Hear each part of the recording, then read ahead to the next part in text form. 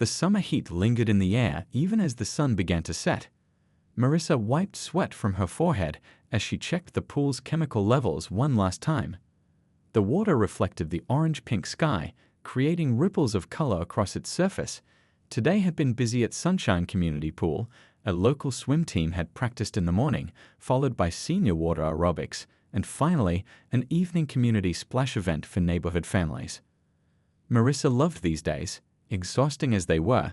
Seeing people enjoy the space she had worked so hard to create filled her with pride. 3 years ago, when the old community pool was about to be demolished, she had gathered investors, secured loans, and transformed the aging facility into a vibrant hub for the neighborhood. Her business degree and 5 years as a competitive swimmer had prepared her for many aspects of pool ownership, but nothing had prepared her for moments like what was about to happen. "Just a few more things and I can head home," she muttered to herself, checking items off her mental closing list. The deck chairs were stacked, the lost and found items collected, life-saving equipment secured. She pulled out her keys, a heavy ring with colorful tags she'd added to help identify which key opened what. The office door, locked. The equipment room, locked. The snack bar, locked. The parking lot was nearly empty now, just her blue SUV and an unfamiliar white sedan parked under the flickering lamppost. Marissa thought nothing of it as she walked toward the main gate. Sometimes people parked here to walk on the nearby trail. She inserted the largest key into the padlock that secured the tall fence surrounding the pool. That's when she felt it, that unmistakable feeling of being watched. Marissa turned her head slightly and caught sight of a woman standing by the white sedan. The woman wasn't trying to hide her staring. Her arms were crossed, her posture rigid with suspicion. In one hand, she held a phone, tapping it nervously against her arm. Marissa offered a friendly wave. "Evening. I'm just closing up for the night." The woman didn't wave back. Instead, she raised her phone to her ear, turning slightly away, but keeping her eyes fixed on Marissa. Her voice carried across the parking lot, deliberately loud enough to be heard. "Yes, I need to report a suspicious person at Sunshine Community Pool. There's a black woman tampering with the gate. I think she's trying to break in." Marissa froze, the key still in the lock. Did she hear that correctly? Was this woman really calling the police on her for closing her own business? "Excuse me," Marissa called out, keeping her voice calm despite the sudden pounding in her chest. "There's a misunderstanding. I'm the owner. I'm just locking up for the night." The woman on the phone turned her back completely now, speaking more urgently into the phone. "She's claiming she owns the place. Can you send someone quickly? I don't feel safe." Marissa felt her throat tighten. This wasn't the first time someone had questioned her presence or authority. Last month, a delivery person had refused to give her a package addressed to pool owner until she showed ID. Before that, a new lifeguard's parent had asked to speak to the real manager when discussing salary. But having the police called on her, that was a first. She took a deep breath and finished securing the gate, then walked toward her car, purposely taking the long way around to avoid getting too close to the woman. She could hear snippets of conversation as the woman described what Marissa was wearing to the dispatcher. Blue shorts, white shirt with the pool logo, carrying a large key ring. Marissa unlocked her car and slid into the driver's seat, placing her bag on the passenger side. Her hands trembled slightly as she inserted the key into the ignition. Should she drive away before the police arrived? But that might make her look guilty of something she hadn't done. Should she stay and explain? But confrontations with police could go poorly, as she well knew from news stories and family discussions. She decided to wait. The pool's security cameras would show her locking up properly. She had paperwork in her glove compartment proving ownership. She had done nothing wrong. Still, as she watched the woman pace near her car, phone still pressed to her ear, Marissa couldn't help but feel the unfairness of it all. All she had done was close up her own business, and now she had to defend her right to be there. The sound of approaching sirens in the distance made her heart sink. This was going to be a much longer night than she had planned. The woman paced back and forth across the parking lot, her sandals making soft slapping sounds against the asphalt. Marissa watched through her car window, trying to stay calm as the woman's voice grew louder. "Yes, I'm still here. She's sitting in her car now," the woman said into her phone. I don't know what she's doing. Maybe waiting for someone else to come help her break in? The pool closed hours ago. Marissa checked her watch, 9:15 p.m. The pool had officially closed at 9 o'clock. She had spent a whole 15 minutes doing her final checks before locking up. Hardly hours ago, she considered rolling down her window to correct this woman, but decided against it. This situation was already tense enough. The dispatcher's voice crackled through the woman's phone, loud enough that Marissa could catch pieces of the conversation. Description again. What is she wearing? License plate number. The woman edged closer to Marissa's car, trying to see her license plate. Marissa felt her privacy being invaded with every step the woman took. She's wearing the pool staff shirt, but anyone could get one of those, the woman continued. I've lived in this neighborhood for 6 months and I've never seen her before. Marissa almost laughed at the absurdity. 6 months. Marissa had owned Sunshine Community Pool for 3 years. Before that, she had been a lifeguard there through high school and college. Her roots in this community went back 15 years, yet this woman who had just moved in felt entitled to question her presence. The sound of sirens grew louder, and Marissa's stomach tightened. She pulled out her phone and opened her photos, quickly finding the business license she had photographed for insurance purposes. She also pulled up the pool's social media account, which featured several pictures of her at community events. She would need to prove herself, a thought that made her both angry and sad. Blue and red lights flashed at the entrance to the parking lot as 2 police cars pulled in. Marissa took a deep breath, trying to remember everything her father had taught her about encounters with law enforcement. Keep your hands visible, speak clearly, don't make sudden movements. Be respectful but know your rights. She watched in the rearview mirror as 2 officers stepped out of the first car. One was tall with broad shoulders, the other shorter with a trim build. Both approached cautiously, as they'd been trained to do. The woman practically ran to them, pointing urgently toward Marissa's car. That's her. I called because she was tampering with the pool gate. When I asked what she was doing, she claimed she owns the place. Marissa's fingers gripped her steering wheel tightly. She hadn't claimed anything, she had simply stated a fact. And the woman had never directly asked her anything. She had gone straight to calling 911. One of the officers nodded to the woman while the other approached Marissa's car. Marissa rolled down her window, keeping her hands on the steering wheel where they could be seen. Good evening, ma'am, the officer said, shining a flashlight briefly into her car before lowering it. We got a call about someone suspicious at the pool. Can you tell me what you're doing here tonight? Marissa felt a familiar weight pressed down on her shoulders, the weight of having to explain herself yet again, of having to prove she belonged in spaces she had every right to occupy. Officer, my name is Marissa Johnson.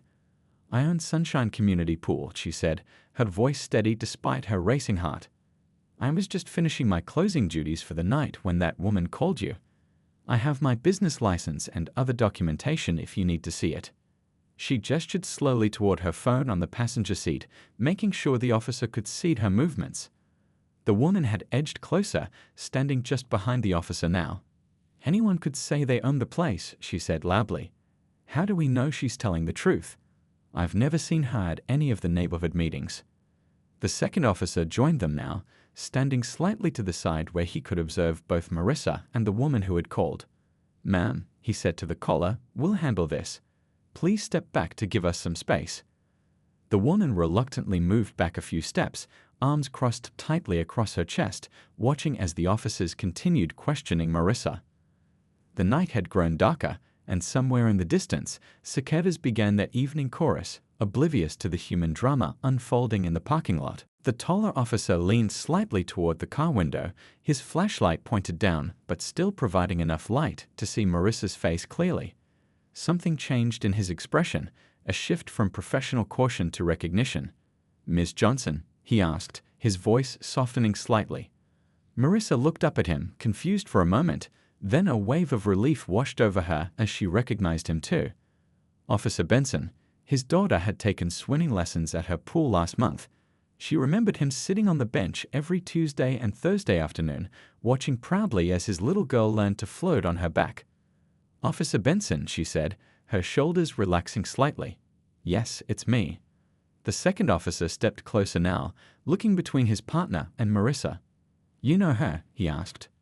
Officer Benson nodded. This is Ms. Johnson. She owns this place. My daughter Lily takes swimming lessons here. He turned back to Marissa. Sorry about this, Miss Johnson. We got a call about someone suspicious at the pool. The woman who had called 911 stepped forward, her mouth open in surprise. Wait a minute, she said. You know her? How do you know she's really the owner? The second officer turned toward her.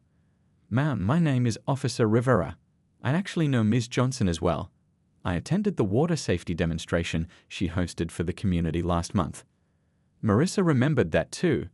Officer Rivera had volunteered to demonstrate proper rescue techniques alongside her. He had been friendly and helpful, answering questions from parents about keeping children safe around water. The woman's face flushed pink even in the dim light of the parking lot. Well, I've never seen her before. How was I supposed to know? She was messing with the gate after hours. Officer Rivera pulled out a small notebook from his pocket. Ma'am, could I get your name, please? Nancy Wallace, she said, lifting her chin slightly. I live in the Oak Hill subdivision across the street. Officer Rivera wrote this down. Ms. Wallace, Ms. Johnson was locking up her own business. The pool closes at 9:00 p.m., and it's now. He checked his watch, 9:23 p.m. It's perfectly reasonable for the owner to be securing her property at this time. Nancy crossed her arms tightly. Well, I didn't know that. There have been break-ins in the area. I was just trying to be a good neighbor. Marissa stepped out of her car now, moving slowly so as not to alarm anyone. The night air felt cool against her skin after sitting in the warm car. I appreciate community members looking out for the pool, she said carefully, choosing her words. But in the future, you might want to introduce yourself before calling the police. I'm here nearly every day, opening and closing. Nancy shifted her weight from one foot to the other, uncomfortable under the gaze of both officers. I guess I could have done that, she admitted reluctantly. But you have to understand, I didn't recognize you. Officer Benson gestured toward the pool entrance. Ms. Wallace, if you look at the sign by the front gate, you'll see Ms. Johnson's photo right there, along with the pool hours and contact information. All four of them walked over to the entrance. Sure enough, there was a large sign with the pool rules, hours, and a professional photo of Marissa smiling next to the text, owner/operator, Marissa Johnson. Nancy stared at the sign for a long moment. The crickets chirped in the bushes nearby, filling the awkward silence. I didn't notice that, she finally said, her voice smaller now. It's been there for 3 years, Marissa said quietly. Officer Rivera put away his notebook. Well, I think we've sorted this out. Ms. Wallace, while we appreciate community vigilance, we also need to be careful about assumptions. Ms. Johnson was simply doing her job. Officer Benson nodded in agreement. Is there anything else we can help with tonight, Ms. Johnson? Marissa shook her head. No, thank you both for coming. I'm just going to head home now. It's been a long day. Nancy stood awkwardly to the side, her earlier confidence deflated. The police lights still cast alternating blue and red glows across the parking lot, illuminating the discomfort on everyone's faces. What had started as a simple end to Marissa's workday had turned into something much more complicated, a story that would likely spread through the community by morning. The morning light streamed through the blinds in Marissa's kitchen as she stirred her coffee absently. She hadn't slept well. The encounter in the parking lot kept playing in her mind like a movie she couldn't turn off. Her phone buzzed with a text from her assistant manager, Diane. You okay? Heard about last night from Officer Rivera's wife. She works at my daughter's school. News traveled fast in their town. Marissa sighed and typed back, I'm fine. Tell you about it when I get to the pool. She set her phone down and took a sip of coffee. The liquid was lukewarm now, forgotten during her thoughts. Today would be business as usual, opening the pool, checking the chemicals, preparing for the morning lap swimmers. But something felt different. She felt different. By the time Marissa pulled into the pool parking lot, the morning sun was bright overhead. She spotted Diane waiting by the entrance, concern written across her face. Morning, Diane said, giving Marissa a quick hug. That must have been awful. Marissa shrugged as she unlocked the front gate. Not my first time dealing with assumptions, just the first time someone called the cops on me for it. They walked inside together, the familiar smell of chlorine greeting them. As Marissa flipped on the lights and began her opening routine, Diane stayed close, helping with the tasks. "The whole thing is ridiculous," Diane said, shaking her head as she arranged chairs on the pool deck. "You've been running this place for years. Your picture is literally on the sign." "Some people see what they expect to see," Marissa replied, checking the pool's temperature gauge. "And they don't expect to see someone like me owning this place." The first swimmers arrived promptly at 6:30, the regulars who came every morning before work. Mr. Peterson, a retired teacher who swam laps to manage his arthritis. The Lee sisters, who power-walked in the shallow end while catching up on family gossip. They greeted Marissa warmly, as they did every day. Around 8 o'clock, Marissa was in her small office going through invoices when Diane knocked on the doorframe. "Someone here to see you," she said, her expression unreadable. Marissa looked up to see Officer Benson standing there in casual clothes, not his uniform. He held his daughter's hand. A small girl with pigtails and a purple swimsuit already on under her t-shirt. "Ms. Johnson," he said with a nod. "Hope you don't mind us stopping by. Lily has her lesson today, but I wanted to check how you're doing after last night." Marissa smiled at the little girl. "Hi, Lily. Why don't you go with Ms. Diane to the lesson area? The other kids are getting ready." After Lily skipped away with Diane, Officer Benson's professional demeanor softened. "I'm really sorry about what happened," he said. "Officer Rivera and I talked about it after our shift. That shouldn't have happened to you." Marissa leaned against her desk. "Thank you. I appreciate that. The thing is," he continued, "if we hadn't known you already, that situation could have gone very differently." The weight of his words hung in the air between them. They'd both knew the stories of similar encounters that ended tragically. "I know," Marissa said quietly. Officer Benson shifted his weight. "Rivera and I filed a report about the incident. Not against you," he added quickly. "Just documenting what happened. These kinds of calls, what some people call living while black calls, they're something our department is trying to address." Marissa nodded, surprised by his candor. "The community needs to do better," he continued. "And that includes us, the police. I wanted you to know that." A splash and children's laughter drifted in from the pool area where the swimming lessons were starting. "I appreciate you saying that," Marissa said. "Really." After Officer Benson left to watch his daughter's lesson, Marissa sat back in her chair, feeling a mix of emotions. The validation from him was unexpected but welcome. Her phone buzzed with a notification. Someone had tagged Sunshine Community Pool in a social media post. She opened it to find a long message from a local community group expressing support for her and condemning what had happened. Comments were pouring in, pool members, parents of children who took lessons, neighbors, all sharing kind words and outrage on her behalf.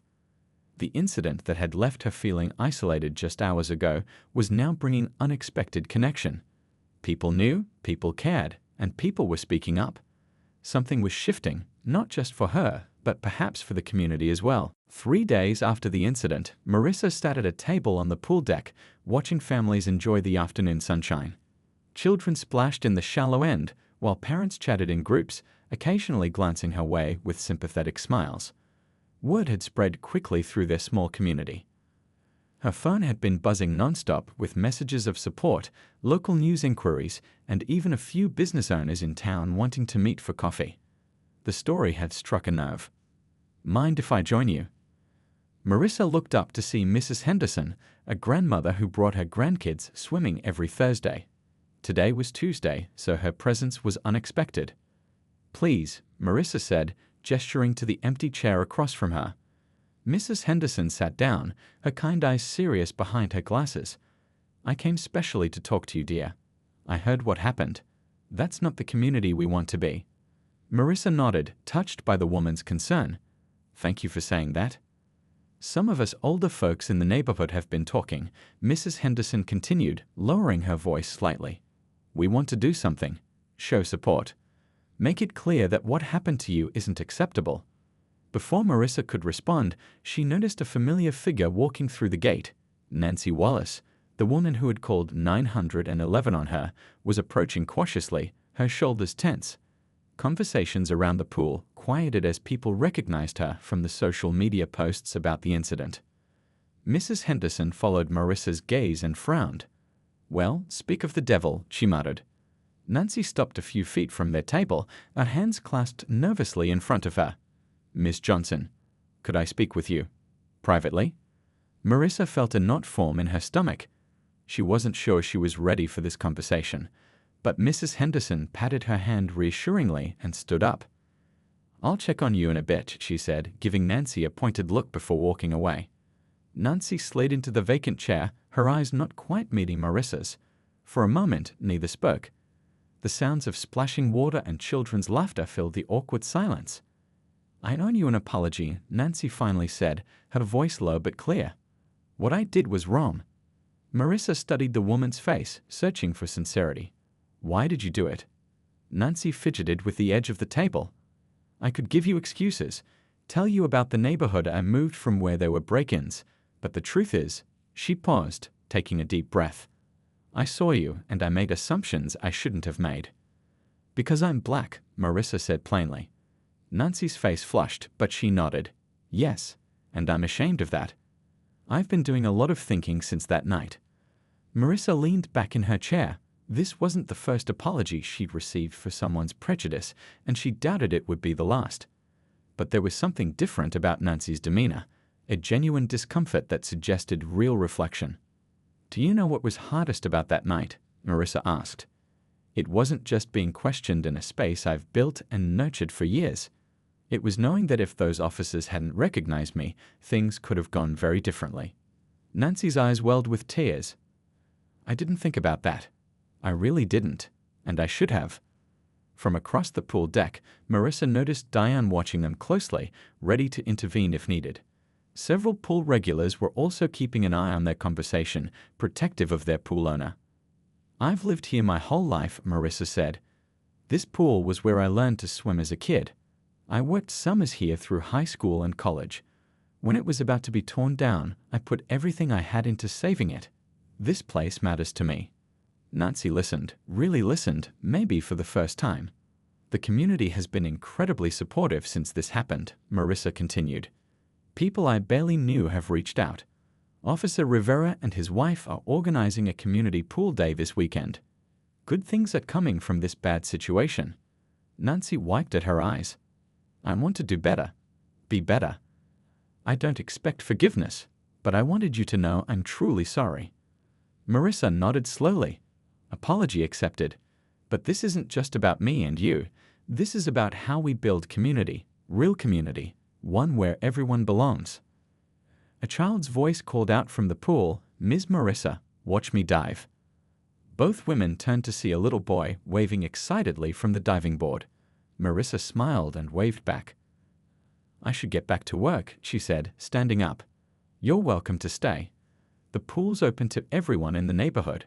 That's kind of the whole point." By Saturday morning, the temperature had already climbed to 80 degrees, promising a perfect day for the community pool event.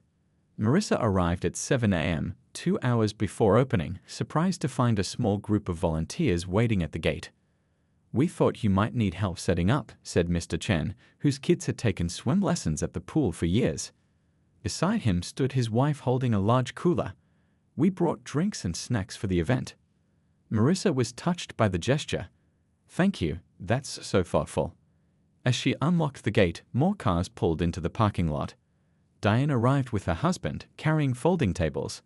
The Lee sisters showed up with homemade cookies wrapped in colorful cellophane. Mrs. Henderson brought hand-painted signs that read "Sunshine Pool," "Everyone welcome," and "Community means everyone." Within an hour, the pool area had transformed. Balloons in bright yellow and blue, the pool's colors, bobbed in the gentle breeze. Tables lined the deck, loaded with food and drinks. Someone had set up a sound system playing upbeat summer music. "This is amazing," Marissa said to Diane as they surveyed the preparations.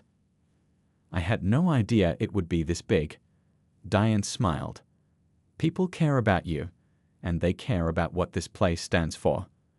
Officer Rivera arrived in shorts and a t-shirt, his wife and children in tow.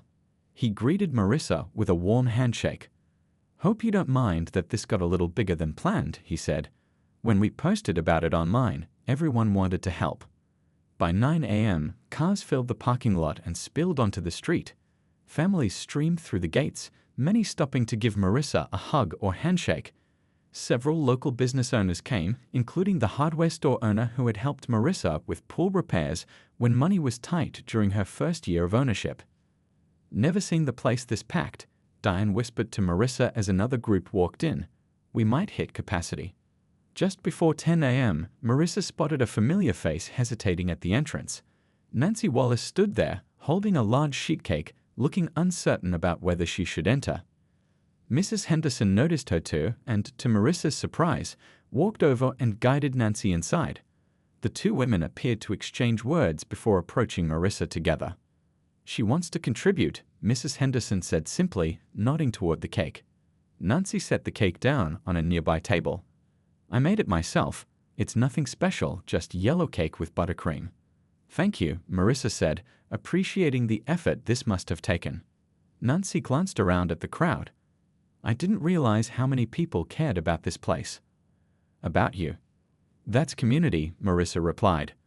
Around noon, Officer Rivera tapped a microphone, causing a squeal of feedback that quieted the crowd. "Thank you all for coming today," he began. "What started as a small gesture of support has turned into something much bigger. And that feels right, because Sunshine Pool has always been more than just a place to swim.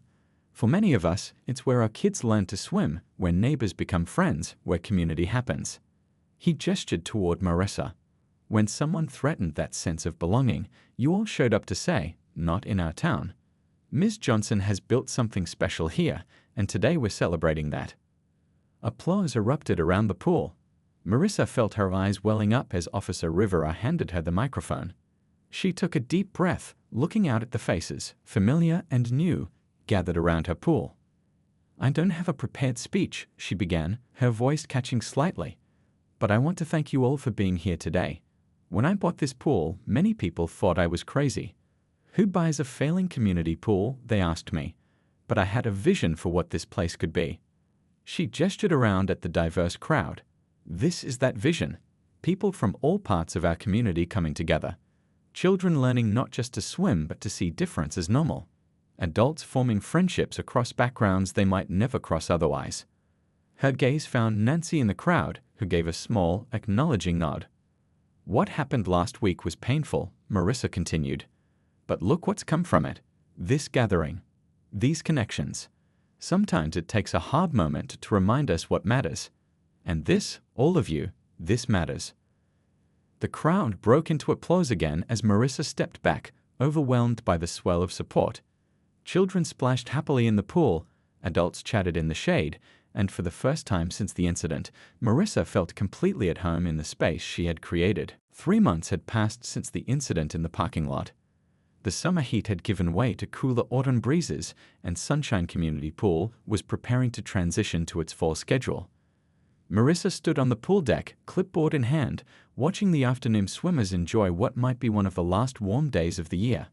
The pool looked different now. New signs welcomed visitors in multiple languages. A community bulletin board displayed photos from various events held over the summer, including the big community day that had brought so many people together. But the changes went deeper than what could be seen. "Ready for the meeting?" Diane asked, approaching with a stack of papers. Marissa nodded. "Let's set up in the snack bar area." They walked together to the covered patio where tables had been arranged in a circle. People began arriving shortly after, a mix of familiar faces and some newer ones. Officer Rivera and his wife took seats next to Mrs. Henderson. Mr. Chen and several other parents settled in nearby. Nancy Wallace arrived last, smiling tentatively as she found an empty chair. "Welcome to the first official meeting of the Sunshine Pool Community Council," Marissa began once everyone was seated. "I can't thank you enough for volunteering your time." The idea had come to her during the community day. All those people showing support had made her realize the pool could be more than just a place to swim. It could be a true center for bringing people together. "As you know, the pool has always been my business," she continued, "but after everything that happened, I realized it should also belong to all of you in a way. This council will help make decisions about events, programs, and how we can better serve everyone in our community." Diane distributed the papers, a proposed schedule of fall and winter activities. Swimming lessons would continue in the indoor section of the pool. New additions included senior water exercise classes, family movie nights in the snack bar area, and weekend community workshops. "I'm particularly excited about this last item," Marissa said, pointing to the final entry on the list, monthly community conversations about building belonging. Officer Rivera raised his hand. "The police department would like to participate in those conversations. We've been working on training about community policing and bias awareness. What happened that night, it shouldn't have. And we want to do better." Nancy, who had been quiet until now, spoke up. "I'd like to help with those conversations too, if that's okay." She looked directly at Marissa. "My perspective as someone who made mistakes, might be useful." There was a murmur of approval around the circle. Marissa felt a surge of pride in how far they had all come. "I have another announcement," she said when the discussion quieted. "The pool received an unexpected donation last month, a pretty substantial one." Curious looks passed between council members. "I've decided to use that money to start a scholarship program for swimming lessons. Kids who couldn't afford them before will now have access, and we're going to train and hire local teenagers as assistant lifeguards, giving them their first jobs." Mrs. Henderson clapped her hands together. "That's wonderful, dear. My grandson would love to work here." As the meeting continued, ideas flowed freely. Mr. Chen suggested multicultural food nights. Officer Rivera's wife, a teacher, offered to organize a homework help program in the snack bar area during the winter months. Even Nancy proposed organizing rides for elderly residents who wanted to attend pool events but couldn't drive themselves. When the meeting ended 2 hours later, Marissa walked everyone to the gate. The sun was beginning to set, casting long shadows across the water. "Same time next month?" Mrs. Henderson asked, giving Marissa a warm hug. "Absolutely," Marissa replied. "And don't forget the community conversation this Sunday." After everyone had left, Marissa locked the gate and walked to her car, the only one left in the parking lot. She paused, looking back at the pool, her pool now tranquil in the fading light.